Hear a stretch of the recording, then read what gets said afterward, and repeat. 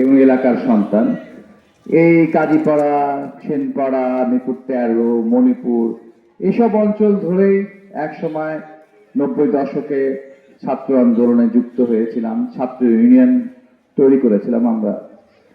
এবং সেই ধারাবাহিকতায় এইখানকার এই গলিগুলোতেও আমার সেই কৈশোর উত্তীর্ণ তারুণ্যের সময়ও আমি এসেছিলাম আর কি।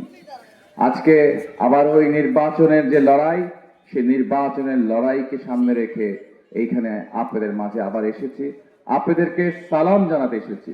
আমার ইচ্ছা ছিল আপনাদের প্রত্যেকের বাড়ি বাড়িতে গিয়ে ভোট চাওয়া, কিন্তু বাড়ি বাড়িতে গিয়ে ভোট চাইতে গেলে সমস্যা তৈরি হতে পারে, আপনাদের নিরাপত্তা সমস্যা হতে পারে। সেজন্য রাস্তা থেকেই আমি আপনাদেরকে সালাম জানিয়ে গেলাম। আমি একই সাথে বলতে চাই, আমি মুক্তিযুদ্ধের পক্ষের শক্তি। 1971 সালের যে 4 মূলনীতি, সেই 4 মূলনীতি মুছে ফেলবার যে ষড়যন্ত্র চলছে গণভোটের নামে, আমি সেই গণভোটের সেই গণপ্রতারণায় আমি নেতিবাচক। আমি গণভোটে না ভোট দেব, না ভোট দেব, না ভোট দেব। দুইটি কথা বলে যেতে চাই। দুইটি আবদার রেখে গেলাম। একটি হলো কাস্তে মার্কায় ভোট, আর একটি হলো না ভোট।